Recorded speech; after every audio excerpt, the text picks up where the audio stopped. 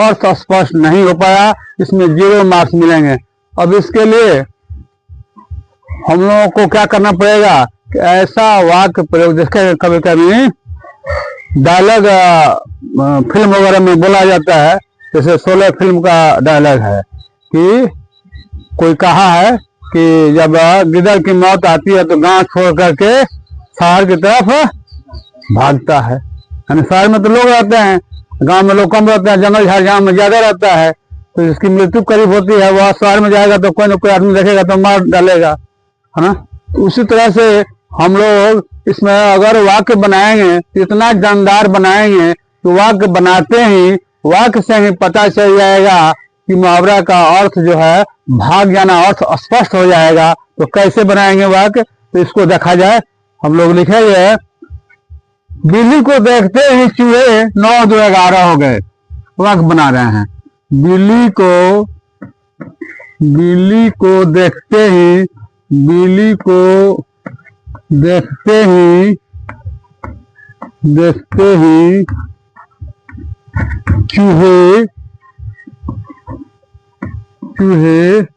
9 2 11 हो गए, 9 2 11 हो गए। इससे पता चल गया यानी बिल्ली में और चूहा में कितना प्रेम होता है, किसी से छिपी हुई नहीं है। दूसरा वाक्य बना लिखना नहीं है, अभी पहले समझते जाना है, हाँ उसके बाद लिखना है। जैसे देखेंगे तो केवल यही वाक्य रहेगा, नहीं ऐसा ऐसा बहुत सारा वाक्य है। दूसरा वाक्य उठा लीजिए, पुरुष को देखते ही चोर 9 2, क्योंकि चोर और पुरुष में वही संबंध है जो बिल्ली और चूहा में है। फिर देखेंगे, प्रधानाध्यापक को देखते ही बच्चे विद्यालय कैंपस से जमघट लगाए थे तितर बितर हो गए। इस तरह से वाक्य बनाएंगे तो मार्क्स एक भी नहीं कटेगा। हिंदी में शुद्धता पर भी अंक मिलता है ना।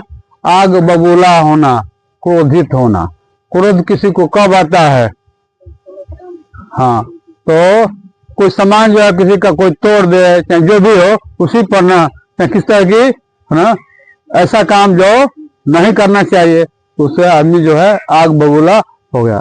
तो वर्ग में मोहन द्वारा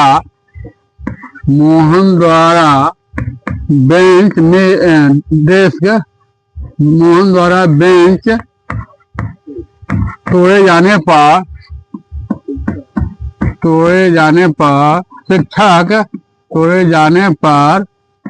शिक्षक क्या हो गए, शिक्षक आग बबूला हो गए, आग बबूला हो गए। चाहे भी इस तरह से कहने का मतलब कि जब कोई बेंच तोड़ डालेगा, गया है पढ़ने के लिए विद्यालय में, या सरकारी जो विद्यालय है चाहे प्राइवेट विद्यालय है, किसी भी तरह का विद्यालय हो, उसमें कोई ऐसा काम कर देगा कोई छात्र, तो उसके जो शिक्षक होंगे वो जो गुस्सा में आएंगे ही, आग बबूला होना मैंने क्रोधित होना। कि वाक्य से ही पता चल जा रहा है कि लड़का जो है मोहन जो है बेंच को तोड़ा है, और तोड़े जाने पर शिक्षक जो है क्या हो गए, आग बबूला हो गए। आसमान सिर पर उठाना, उधम मचाना, तोड़ करना। जैसे मान लीजिए कि कोई लड़का है खिलौना के लिए जिद करता है, माता पिता जिससे खिलौना मांगता है, खिलौना नहीं मिलता है, तो क्या करता है, आसमान सिर पर उठा लेता है। तो हम लोग कुछ लड़का कहता है आसमान सिर पर उठाना, तो वह बहुत उधम मचाता है। अर्थ का वाक्य में प्रयोग नहीं करना है, मुहावरा का वाक्य में प्रयोग करना है। तो यहाँ पर देखेंगे कि बालक खिलौना के लिए आसमान सिर पर उठा लिया था, आसमान सिर पर उठा लिया था।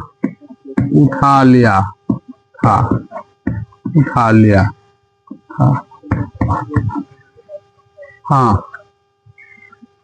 आंखें चार होना, प्यार होना।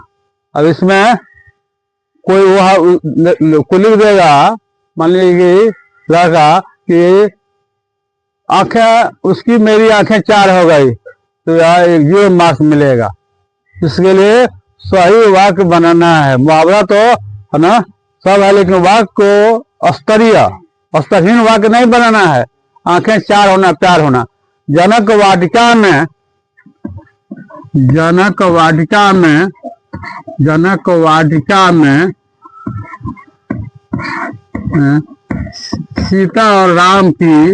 सीता और राम की आंखें चार हो गई।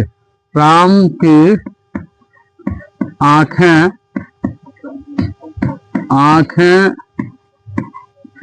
चार हो गई।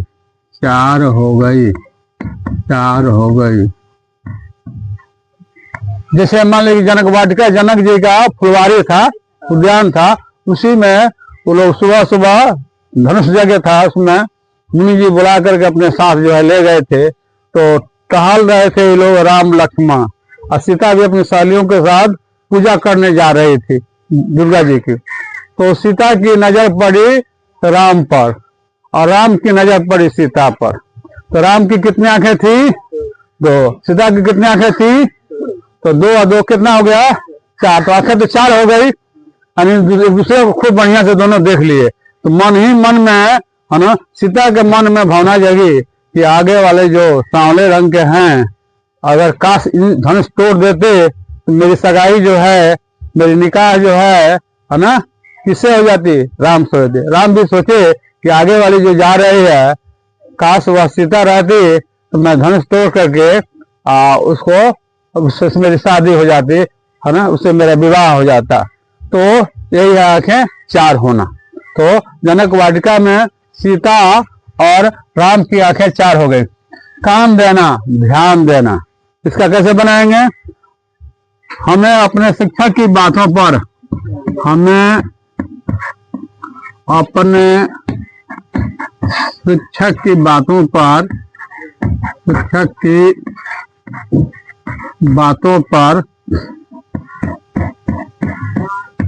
बातों पर ध्यान नहीं, कान देना। जाने तो 0 मिल जाएगा।